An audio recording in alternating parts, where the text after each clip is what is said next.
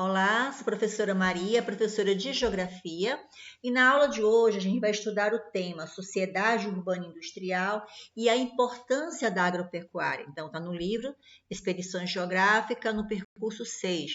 Então, alguns conceitos vão ser colocados aqui nessa aula, e eu quero chamar a atenção de vocês o seguinte, sobre essa produção agropecuária, né, a sua importância para a indústria, e o acesso ao alimento e a chamada insegurança alimentar. Então, eu quero que a gente faça uma reflexão sobre alguns temas que serão abordados aqui, que é muito importante para a compreensão aí de todo esse processo, né? Então, pessoal, o que nós sabemos? Que quando a gente fala sobre agricultura, nós já sabemos que agricultura é o cultivo e criação de animais voltado à produção de alimentos e também produção de matérias-primas para a indústria, além também de produção de energia, né, de energia elétrica, que são as biomassas. Então, o processo da agropecuária, ela se estende justamente a uma expansão dela com a urbanização. Então, o crescimento populacional, ele foi, né, uma causa para o grande crescimento, o investimento nessa área agrícola, porque é justamente a produção de alimentos. E segundo a FAO, que é a Organização das Nações Unidas para a Agricultura e a Alimentação, ela vem observando justamente isso, esse crescimento, né, da produção agrícola e também o destino dessa produção e o acesso a essa produção. Então, tudo isso também é visto, né, como uma observação para saber como esses alimentos produzidos chegam, né, a todas as famílias. Então, vejamos aqui alguns temas que são bem pertinentes para a nossa compreensão. A primeira coisa é o seguinte, pessoal, toda a produção e toda a comercialização internacional, né, para exportar e importar produtos agropecuários, ele é criado uma dinâmica, né, que é justamente os chamados commodities, né? Então, o que são commodities? Commodities é justamente o que? Esses produtos que têm um grande valor comercial, eles são in naturas, têm um grande valor comercial e eles são, né, decididos aí pelas chamadas transnacionais, as multinacionais. E todos esses produtos, eles são comercializados internacionalmente nas chamadas bolsas de mercadoria. Então, a variação de preço das commodities vai refletir justamente na economia. Por quê? Porque toda a produção, né, que são matérias-primas, que elas vão para a fabricação de diversos produtos.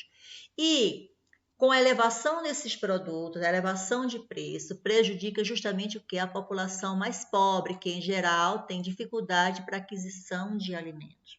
Então, veja só.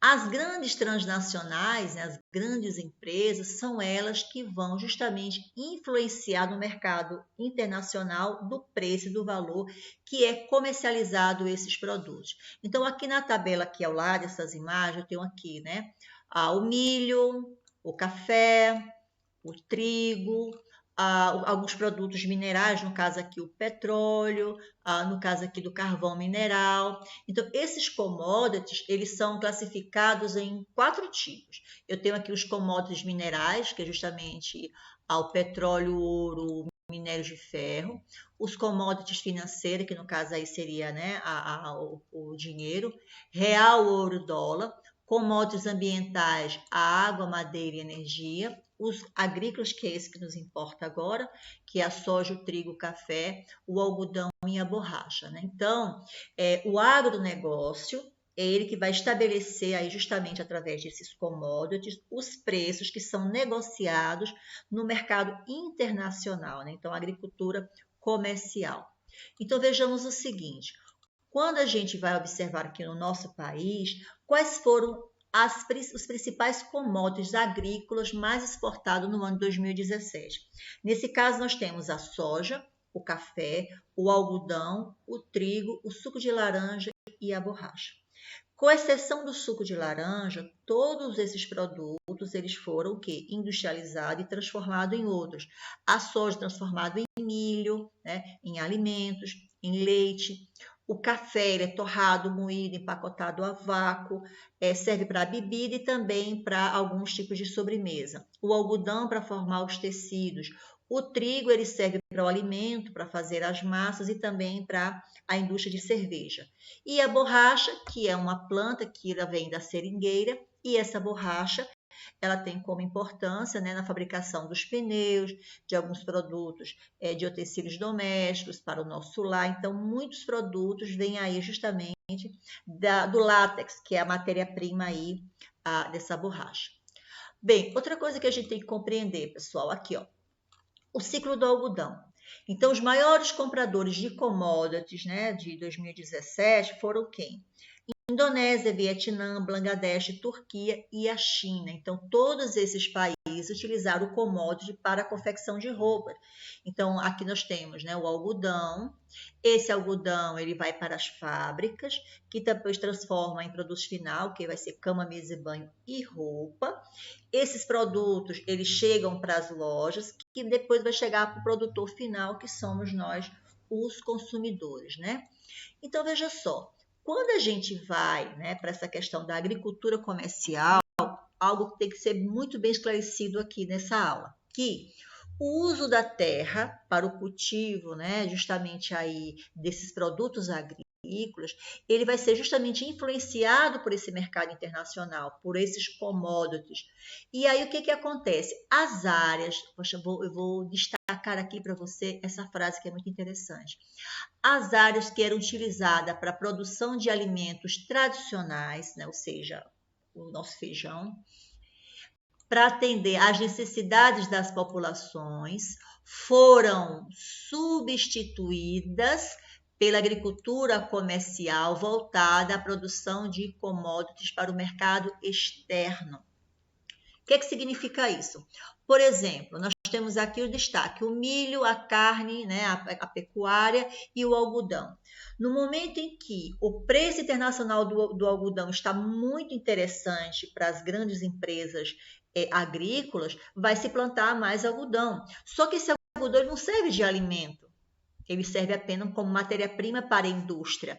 Então, os commodities, eles se influenciam na produção e do uso da terra.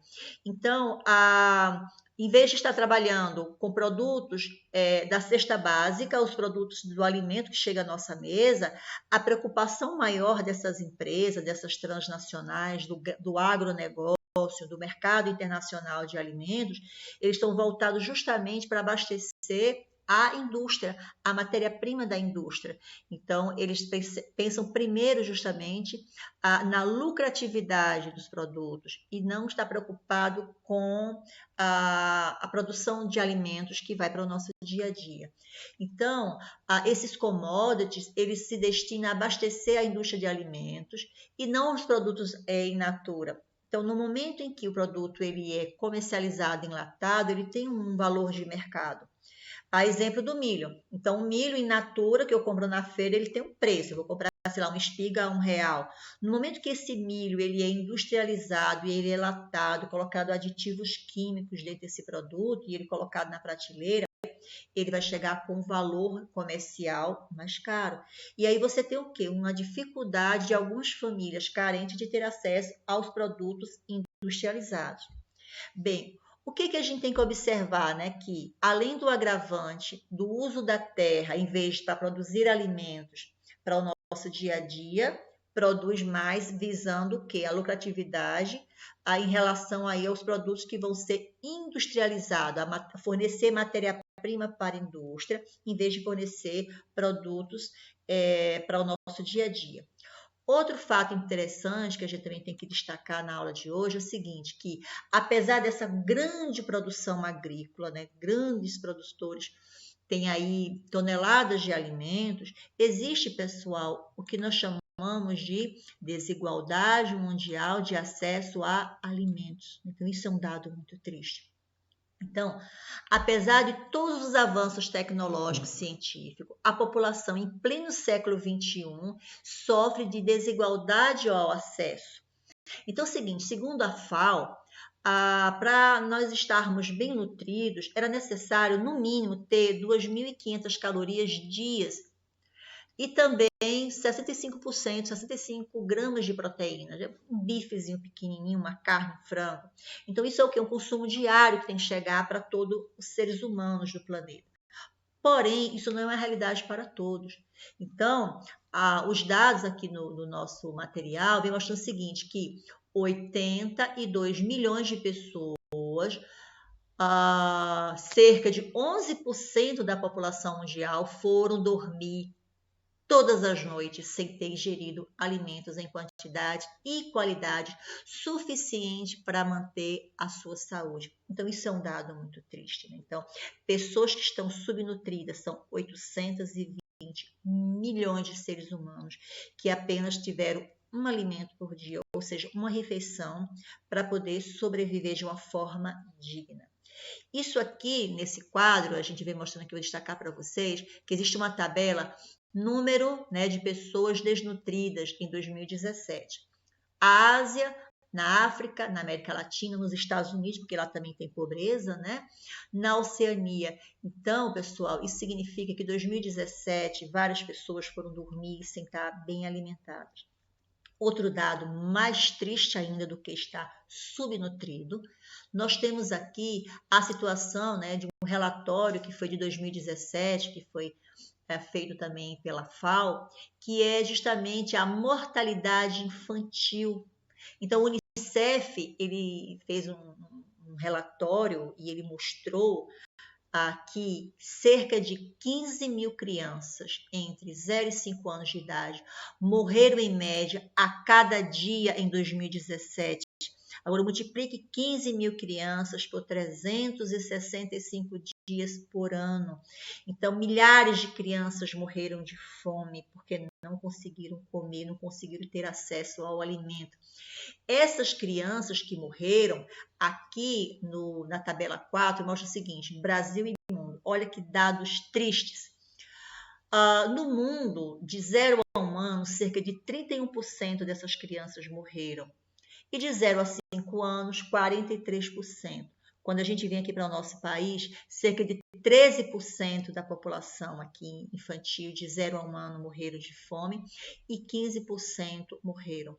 Então, pessoal, vocês imaginem, em pleno século XXI, a gente saber que vários seres humanos vão dormir sem alimento.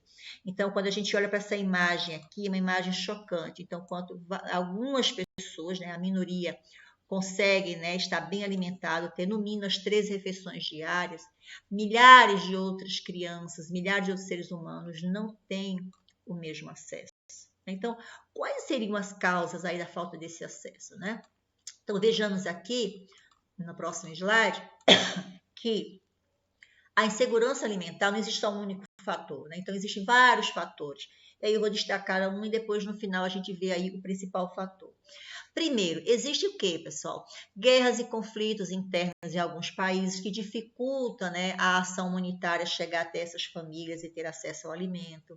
Desperdício do alimento também, que é algo muito agravante. Então, desde o momento que está lá na lavoura, lá na roça, no sítio, na fazenda, há um desperdício desse alimento. Ele chega nas feiras livres também, há um desperdício. No supermercado também se desperdiça. Nas nossas casas também a gente desperdiça esse alimento. Muitos, né? A gente não sabe como armazenar de uma forma correta. Então, em pouco tempo, ele também se perde, vai para o lixo. Existem também as condições climáticas. Então, regiões que têm prolongadas secas ou chuva em excesso, né? Vento em excesso. Então, condições climáticas também vão permitir aí também um prejuízo aí na produção desses alimentos, mas isso é insignificante quando a gente vai para a questão da produção geral. Há também outra situação, a substituição da agricultura de produtos alimentares pela agricultura comercial. Então, no momento em que você diminui o plantio do feijão e do arroz para se plantar